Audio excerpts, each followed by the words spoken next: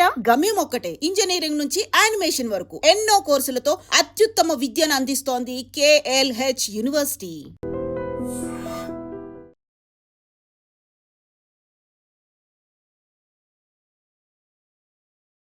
నమస్తే, welcome to I dream. నేను వలి.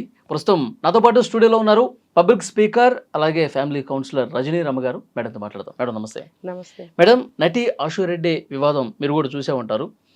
పెళ్లి చేసుకుంటానని చెప్పి విడతల వారీగా 9,35,00,000 రూపాయలకు సంబంధించినటువంటి డబ్బులు తీసుకోవటం, కొన్ని వాహనాలు కొనుగోలు చేయించుకోవటం, తర్వాత ఆస్తులు కూడా ఆమె పేరు మీద అన్నీ కూడా ఆ 9.5 కోట్లు కూడా ఆమె పేరు మీద రిజిస్టర్ అయ్యి ఉన్నాయంట.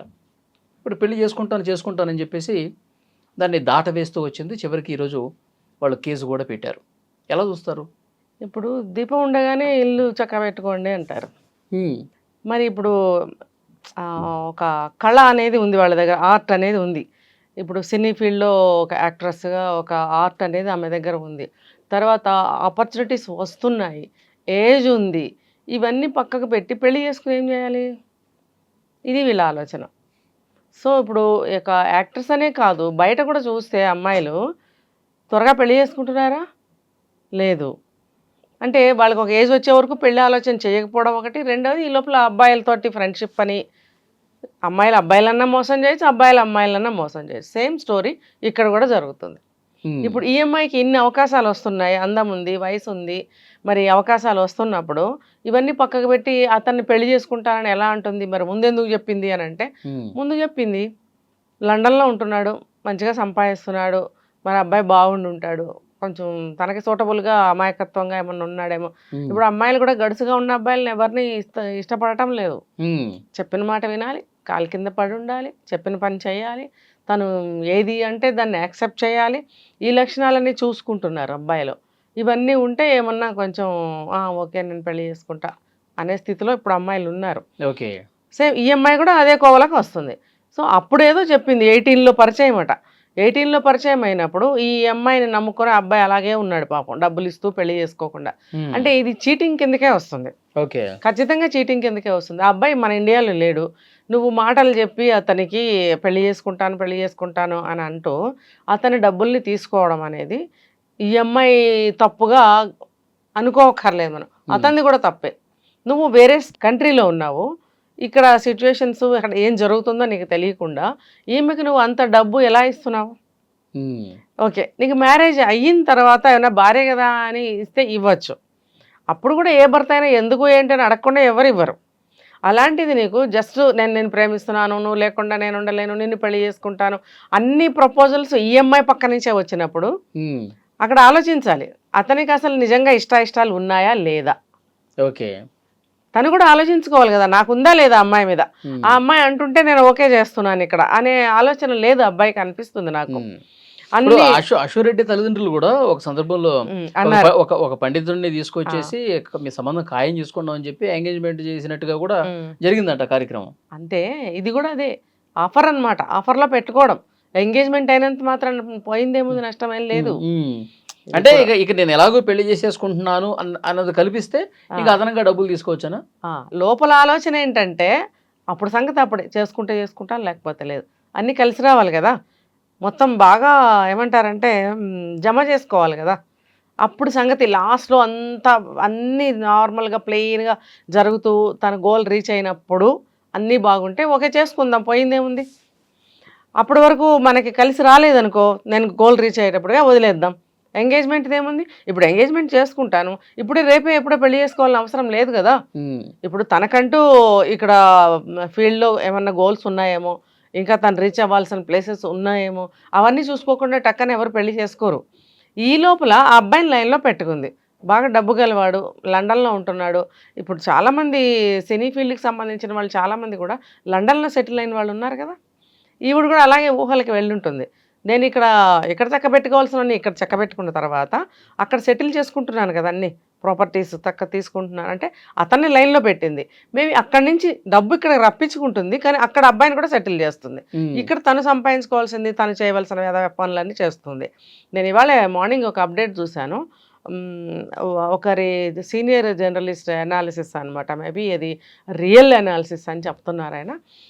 సో ఏమైందంటే రామ్ గోపాల్ వర్మ తోటి కూడా ఏమే కాల్ నాకిచ్చుకుంది, ఇవన్నీ చెప్తున్నారు. అంటే మరి ఇవన్నీ ఆ అబ్బాయికి తెలియవా? లండన్లో ఉన్న అబ్బాయికి తెలియవా? పిల్లి కళ్ళు మూసుకున్నట్టుగా ఉంటే ఎలా కుదురుతుంది? అందుకనే ఇప్పుడు ఏమన్నా అబ్బాయికి ఇవన్నీ తెలిసాయేమో ఒకవేళ నేను కూడా అనుకుంటున్నా. అవన్నీ తెలిస్తే కనుక అతనే క్యాన్సిల్ చేసుకోవాలి. పెళ్ళి లేదు, ఏమీ లేదు, ముందు ఇది తీసుకున్న మనీ అంతా వెనక్కి ఇచ్చేయాలి. చీటింగే కదండి. ఒక మనిషిని అభంశుభం తెలియని ఒక అబ్బాయిని, అది కూడా ఎక్కడో ఉంటున్న అబ్బాయిని నువ్వు ముగ్గులోకి దించి మాయమాటలు చెప్పి పెళ్లి చేసుకుంటానని నమ్మించి ముహూర్తాలు అది ఎంగేజ్మెంట్ వరకు తీసుకొచ్చి ఇది చీటింగ్ కిందకే వస్తుంది. మరి పైగా అంత ప్రాపర్టీ 9.5 కోట్లు డబ్బు రూపంలో, వీళ్ళ సిస్టర్కి ఇంకో 50 లక్షలు కూడా ఇచ్చారంట. మొత్తం ఒక 10 కోట్లు అనుకోవచ్చు. ఇదంతా మరి ఎవరు ఎందుకు ఇస్తారు? ఊరికి ఎవరు ఇస్తారు? కట్టుకున్న భార్యకి కూడా 5 రూపాయలు ఇవ్వాలంటే ఆలోచిస్తాడు కదా ఒక భర్త అనేవాడు. ఈ అమ్మాయికి ఏమి నమ్మి ఏం చూసి అంత డబ్బు ఇచ్చాడు, ఏం చెప్పి తీసుకుంది అనేది పెద్ద డౌట్ నాకు మార్నింగ్ నుంచి. ఇంకా ఈ అప్డేట్ విన్న దగ్గర నుంచి ఇంకా ఆశ్చర్యం వేసింది. ఇక్కడేమో ఇన్ని ముగ్గులు చక్కబెడుతుంది, మరి అబ్బాయికి ఎలా మాయ చేస్తుంది అనేది నాకు అర్థం కాని విషయం. ఓకే, ఏమైనా సరే ఇది పెద్ద చీటింగ్. ఇది ఏమైనా కేసులు పెట్టినట్టున్నారు, కేసులు నడుస్తున్నాయి. చూడాలి. ఇలా ఇప్పుడు అమ్మాయిలే చెడ్డ పేరు తీసుకొస్తున్నారు ఇలాంటి వేదోపాలు చేయటం వల్ల. ఇప్పుడు సంపాదన అనేది సక్రమమైన మార్గంలో సంపాదించాలి. ఈ అక్రమమైన మార్గంలో తప్పుదారుల్లో డబ్బు సంపాదించి అక్కడికి వెళ్ళి సంపాదించి ఇక్కడికి వెళ్ళి సంపాదించి రేపొద్దున ఎవరికైనా చెప్పాలంటే అసలు మీరు ఎలా సంపాదించామని చెప్తారు? అంటే వచ్చే రోజుల్లో ఎవరికి ఎలా చెప్పాల్సిన అవసరం మాకేముంది? ఆ రోజులు మారిపోయాయి. ఎవరు ఎలా ఉన్నారో, ఎవరికి కావాలి, ఎవరు పట్టించుకుంటారు అనేటువంటి గుడ్డి అభిప్రాయంలో పడి కొట్టుకుంటున్నారు. అనుకుంటారు రోజులు మారిపోయాయి. రోజులు ఏమీ మారలేదు. అలాగే కూరగాయలు పండుతున్నాయి, అలాగే పంటలు పండుతున్నాయి. ఎక్కడ ఏ మార్పు లేదు. మనిషి ఆలోచనలోనే మార్పు వచ్చింది. ఇప్పుడు డబ్బు సంపాదించాలి, ఎలా సంపాదించాలి? నేను అమ్మాయిని కాబట్టి, అందమైన అమ్మాయిని కాబట్టి, నా దగ్గర టాలెంట్స్ ఉన్నాయి కాబట్టి ఇలా కూడా నేను సంపాదించవచ్చు. మరి డబ్బే ముఖ్యం. మరి నిన్న మొన్న విష్ణుప్రియ చేసిన పని ఏంటి? ఆ అమ్మాయి దగ్గర ఆర్ట్ ఉన్నప్పుడు, సినిమాల్లో అవకాశాలు వస్తున్నప్పుడు నువ్వు వెళ్ళి సంపాదించుకో. నువ్వు కష్టపడ్డావు, నీ టాలెంట్ని చూపించావు, నీ కష్టపడి నువ్వు యాక్ట్ చేసినందుకు నీకు రెమ్యునరేషన్స్ ఇస్తారు, నువ్వు సంపాదించుకో. అది నీ వ్యక్తిగతం అదంతా కూడా. అంతేగాని ఈ తప్పుదారిలో 399 రూపీస్ పెట్టి ఇక సబ్స్క్రిప్షన్ దాంట్లో సంపాదించాల్సిన అవసరం తప్పుదారే కదా. అది పెట్టింది వేరే వాళ్ళకే. అది వాళ్ళ టాలెంట్ చూపించుకున్న ఒక వ్యాపారమే కానీ, ఒక ఆర్టే కానీ, ఏదైనా చూపించుకోండి అని ఇచ్చిన దానికి దాంట్లో నీ 399 పెట్టడం ఏంటి? నీ కళ ఏంటి అక్కడ? నీ ఆర్ట్ నువ్వేం ప్రదర్శించదలుచుకున్నావు? అదేనా తప్పుదారిలో డబ్బు సంపాదించే ఆర్ట్? అలా కాదు. ఇదా తప్పుదారిలో డబ్బు సంపాదిస్తే ఆత్మకే చెప్పుకోవాల్సి వస్తుంది ఏదో రోజు. అవన్నీ ట్రాష్, ఈ రోజుల్లో ఎవరు ఎలా సంపాదించినా ఎవడు పట్టించుకోవట్లేదు అని అనే వాళ్ళకి కూడా అది తప్పు అనే రోజు వస్తుంది. కానీ వీళ్ళు తెలుసుకోవాలి, ఇంకా తెలుసుకోవాలి. రేపు పొద్దున వాళ్ళు మ్యారేజ్లు అయిపోయిన తర్వాత కొంతకాలానికి ఇవన్నీ మనం చేసిన తప్పు కదా అని చెప్పి అప్పుడు పశ్చాత్తాపడాల్సిన పరిస్థితి వస్తుంది. ఇంకా మ్యారేజ్ ఎక్కడ చేసుకుంటారండి వీళ్ళు? ఇప్పుడు ఆ అబ్బాయి మోసపోయాడు, చేసుకుంటే ఈ అమ్మాయిని ఎన్ని కథలు బయటకు వచ్చేవి. ఇప్పుడు మనం చెప్పుకునేది 2, 1, 3 చెప్పుకునేది చాలా ఉంటాయి వెనకాల. అవన్నీ బయటకు వచ్చేస్తాయి. అప్పుడు అబ్బాయి 1 నెల కూడా కాపురం చేయడు ఈ అమ్మాయితోటి ఖచ్చితంగా. అదేదో ముందే మేల్కొన్నారు, కేసులు నడుస్తున్నాయి, సూపర్. ఇప్పుడు చీటింగ్ కేసులు ఎన్నైనా పెట్టుకోవచ్చు అమ్మాయి మీద, ఇంకా చాలా బయటకు వస్తాయి. మనకు తెలిసిన ఫాదర్ కూడా వాళ్ళ బాధితులకే సపోర్ట్ చేస్తా ఉన్నాడు. అదే అంతే కదా. మరి కూతురు చేసేది ఆయనకే నచ్చట్లేదు. నువ్వు బిగ్ బాస్ ఫేమ్ అయినావు, తర్వాత మంచి అవకాశాలు వస్తే నువ్వు జెన్యున్గా సంపాదించుకో, నీకు కీర్తి ప్రతిష్టలు అలా వస్తాయి. ఇప్పుడు ఏమొస్తున్నాయి? ఇప్పుడు నీకు నిందలు, అపవాదాలు, మోసగత్తే, చక్కగా ఎన్ని బిరుదులు వస్తున్నాయి. ఇది బాగుంటుందా? బాగుండదు. ఏ రోజుల్లోకైనా సరే, అమ్మాయికైనా అబ్బాయికైనా సరే చెడ్డ పేరు అనేది స్వీకరించలేరు. ఎవరికైనా దుఃఖమే. ఏదో పైకి డబాయించిన లోపల మాత్రం ఉంటుంది వాళ్ళకి సిగ్గు అనేది. బాగా చెప్పారు madam, thank you very much.